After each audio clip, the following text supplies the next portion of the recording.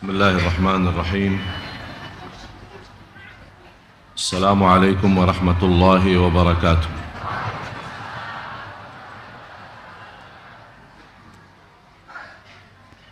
الحمد لله رب العالمين، وأشهد أن لا إله إلا الله وحده لا شريك له ولي الصالحين، وأشهد أن سيدنا ونبينا محمدا عبد الله ورسوله الصادق الأمين. اللهم صل وسلم وبارك على سيدنا محمد وعلى آله وصحبه ومن تبعهم بإحسان إلى يوم الدين. سبحانك لا علم لنا إلا ما علمتنا إنك أنت العليم الحكيم. Maha suci Allah, saya tidak memiliki ilmu apa-apa, hanya saja apa yang diberikan oleh Allah subhanahu wa ta'ala. Alhamdulillah wa syukurillah. Para jamaah sekalian yang dimuliakan Allah subhanahu wa ta'ala, alhamdulillah atas izin Allah subhanahu wa ta'ala kita masih punya kesempatan umur untuk mengisi kebaikan, untuk menambah iman dan menambah amal saleh. Karena inti daripada hidup kita lillahi ta'ala, yang kita sama-sama membaca dalam iftitah kita, Qul inna salati wa nusuki wa mahyaya wa mamati lillahi rabbil alamin. Ini sebuah ayat yang kita hampir setiap salat membaca dalam iftitah kita doa ini. Tapi kenapa dalam kehidupan kita banyak bertantangan, banyak yang merasa gelisah, banyak yang merasa stres, banyak yang merasa tidak pernah terlepas dari ujian. Malah ada orang bertanya, kenapa saya diuji Allah SWT? Dia belum tahu di sini kita hidup di dunia. Kalau tidak ada ujian, itu namanya surga. Yang membuat kita boleh tahan ujian dan menghadapi cobaan itu adalah kita ingat semua tidak ada yang merugi di hadapan Allah selama kita ikhlas dan sabar.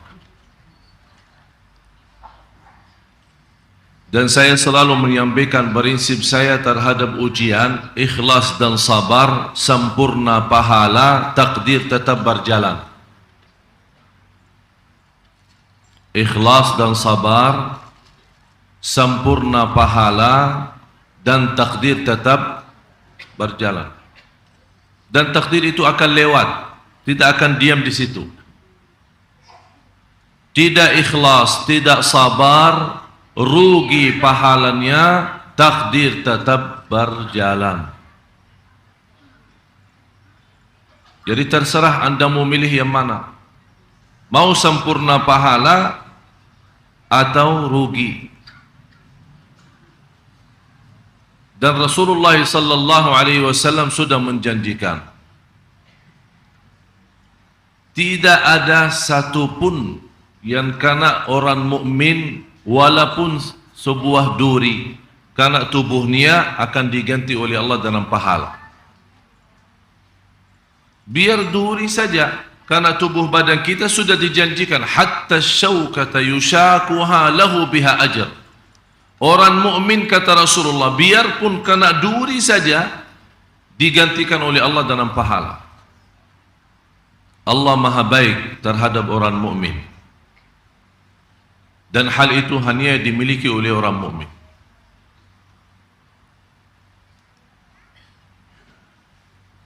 Hari ini sehat, besok sakit. Hari ini lancar, besok macet. Hari ini kaya, besok miskin. Kenapa ada selalu perubahan? Jangan Anda nyangka orang yang terkaya tidak diuji. Justru kekayaannya itu ujian. Orang miskin juga diuji, tapi bukan diuji dari sisi harta, tapi diuji dari sisi kemiskinan. Orang sehat pun yang tidak pernah sakit itu ujian. Kalau dia sadari nikmat sehat bisa menjadi ujian itu, artinya dia selalu ingat syukur kepada Allah Subhanahu wa taala. Dan dia menggunakan nikmat mendekatkan diri kepada Allah. Dia begitu lupa syukur, berarti ujian, menjadi fitnah nikmat sehat. Oleh karena itu orang salih pintar membedakan antara nikmat sama ujian. Orang salih sangat pintar. Kenapa mereka sangat pintar? Karena setiap nikmat yang dia terima dianggap ujian. Dan setiap ujian yang dia hadapi dianggap nikmat. Itu orang saleh. Malah kita bertanya, kenapa saya diuji Allah? Orang yang berkeluarga stres. Yang belum berjodoh stres. Orang punya keturunan stres. Belum punya keturunan, terus mau apa manusia? Manusia masing-masing tidak senang dalam keadaannya. Kaya stres, miskin stres, sehat stres, sakit stres. Punya keturunan bermasalah terus. Malah ada yang berkata, lebih baik tak usah punya keturunan. Itu sudah tanda putus asa. Tapi begitu dia tidak punya keturunan, tolong Syekh doakan. Sudah 12 tahun saya tidak punya keturunan. Saya bilang, buat apa keturunan? Ya, buat senang. Begitu dapat keturunan malah tambah susah, bukan senang. Karena kita tidak bersedia dari awal. Ini masalah kalbu sebenarnya jamaah sekalian. Semua gerakan kita itu tergantung kalbu kita. Amalan manusia dua. Amalan kalbu, amalan gerakan atau amalan perbuatan. Amalan tangan, amalan kaki, mata, telinga, gerakan, salat, haji, jihad dan yang lain-lain. Tapi ini semua dasar amalan itu tergantung kalbu kita. Bagaimana posisi kalbu kita sama Allah Subhanahu wa taala. Dan seluruh ibadah karena digantungkan dalam kalbu, asal dalam hati kita harus memiliki dua hal. Cinta dan jujur. Kalbu kita harus terisi cinta dan jujur. Dan ini bukan amalan di luar kalbu, malah justru dalam kalbu. Ini karena ada cinta dan jujur akan menimbulkan masalah khusyuk, masalah tenang, masalah sakinah, masalah tidak ada rasa sakit hati, tidak ada sifat hasud, tidak ada sifat iri. Ini semua dasarnya cinta dan jujur. Yang dimaksud di sini cinta, mencintai Allah dan Rasulnya atas segala sesuatu. Dan itulah yang paling berat. Kalau saya sekarang bertanya cinta Allah dan Rasulnya, semua jawabannya. Tapi perilakunya membuktikan tidak mencintai Allah dan Rasul. Orang boleh menjaga diri dari perbuatan zina, tapi dia lupa ada zina tangan. Dia berfikir adalah zina perbuatan dosa besar, jangan mendekati atau berhubungan dengan cara yang haram, itu namanya zina. Dan dia lupa Allah tidak melarang zina. Zina boleh tidak? Zina boleh tidak? Tidak boleh. Tapi kenapa kita setiap hari berzina? Allah tidak melarang perbuatan zina, tapi Allah melarang jangan mendekati zina. Karena jatuhnya perbuatan zina itu ada proses. Dia tidak mungkin tiba-tiba orang mau laku zina. Ada langkah-langkah. Itu yang dilarang oleh Allah. Mata berzina, tangan pun berzina.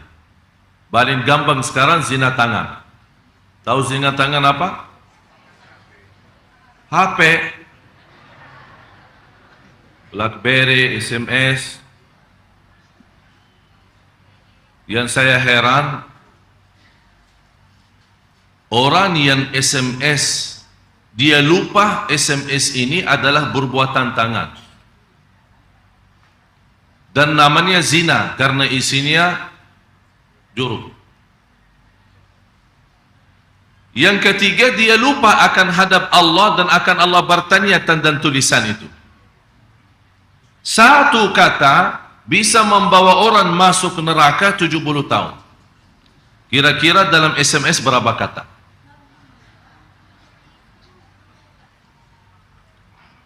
Saya menerima SMS, sungguh kasihan yang SMS.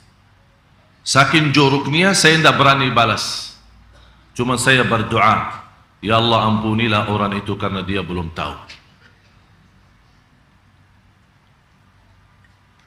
Sampai ada orang SMS ingin berhubungan zina sama saya. Coba sejauh mana orang tidak ada rasa malu.